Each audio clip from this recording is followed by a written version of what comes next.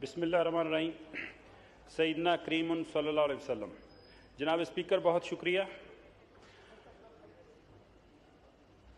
Energy sector के हालात इतने बुरे हो चुके हैं सर कि लोगों के पास ना तो गैस और बिजली के बिल देने के पैसे ख़त्म हो चुके हैं और लोग जहनी मरीज़ बन चुके हैं। लोग आज भी बिल बेचते हैं और कहते हैं जी 100-150 यूनिट चला है और 10,000 बिल आ गया है। अब मैं लोगों को क्या बताऊं कि यहाँ लॉजिस में अगर 10 दिन भी रहा जाए तो सर यहाँ भी 50,000 बिल आया इस महीने।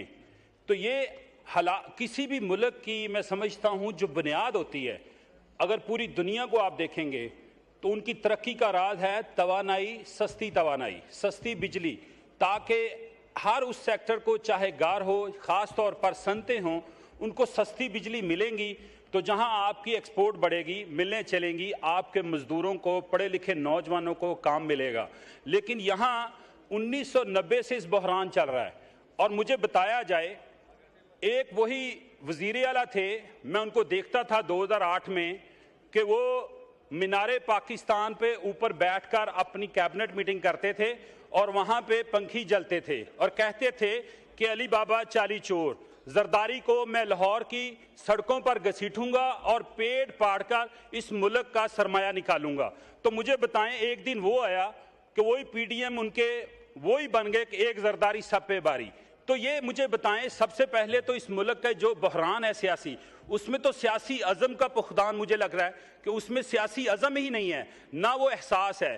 आज आप स्पीकर साहब ये रूलिंग दें और ये गवर्नमेंट बैठी हुई है, अगर वाकई ये समझती है कि इस कौम की हमदर्द है तो ऐलान करे कि सारे एसी बंद कर दिए जाएं सारे सरकारी दफ्तरों में, क्योंकि गरीब कौम के अमीर हुक्मरान ऐसे नहीं चल सकता मुल्क। अगर कौम गरीब है तो ये भी गुर्बत की निशानी बने। जो इनके बिजली के बिल, जो एसी हर ऑफिसर के, मैं समझता हूँ 2-2 रूम हो चाहे घर हो, वहाँ 24 घंटे एसी चलते हैं सर। और इस पार्लियामेंट का भी एसी बंद किया जाए। मैं डिमांड करता हूं कि एक दिन के हाउस का जो खर्चा है 30 करोड़ पे आता है, क्या जरूरत है? ठीक है, हम भी कॉटन के को हल्के सूट डाल के आ जाया करेंगे, हमें भी एसी की जरूरत नहीं है, लेकिन कौम को नजर तो आए कि इस ऐवान में जो बैठे हुए लोग हैं वो इस कौम का दर्द रखते हैं, इस कौम के साथ खड़े हैं। लेकिन हालात तो यहां तक आ चुके हैं कि यहां जो हुक्मरान हैं, जनाब स्पीकर मेरी बात पे जरा गौर किया जाए, यही हुक्मरान है, 35 से 40 साल हो गए, ये गाहे बगाहे यही लोग हुकूमत में आते रहें, चाहे वजीर आला पंजाब बने, चाहे वजीर आज़म पाकिस्तान बने। तो मुझे बताया जाए, एवनफील्ड तो बन गया, यूके के अंदर, पूरी दुनिया के अंदर अरबों के बिजनेस तो बना लिए गए और यहाँ जो लोग बिजनेसमैन हैं उनकी मिलें बंद हो चुकी हैं सर। उनको सस्ती बिजली नहीं मिल रही।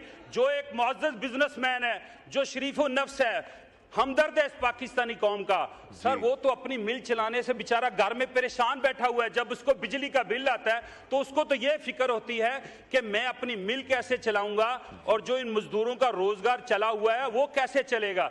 तो सर मुझे बताएं, सबसे पहले तो इनकी तो मिलें आज भी चल रही हैं, शुगर मिलें भी चल रही हैं, शुगर का भी देखें जो कैन शुगर के साथ किया गया है। जो किसान, अगर ये ना होता, क्यों ऐसा ये लोग करें सबसे पहले कि जो किसान है उसके ट्यूबवेलों को बिजली फ्री करें, जैसा इंडिया में हो रहा है। अगर हमारे किसान को सहूलत दी जाएगी तो किसान को भी कम से कम ये होगा कि मेरे ऊपर भी ये एहसान नहीं, ये फर्ज है इनके ऊपर कि ये करें, ताकि वही ज़राअत जो सेक्टर है हमारा, अगर वो तरक्की करेगा तो मुल्क तरक्की करेगा। और फिर कारखानों के लिए कोविड के अंदर, इमरान खान साहब की हुकूमत के अंदर यही मिलें थी, चल रही थी, इनको सब्सिडाइज बिजली दी जा रही थी। मैं कहता हूं एक्सपोर्ट्स की आप हदों को छू रही थी। और दूसरा, मजदूर नहीं मिल रहे थे, चाहे पावर लूम सेक्टर हो, मिलें हो सर, वो सारी चल रही थी।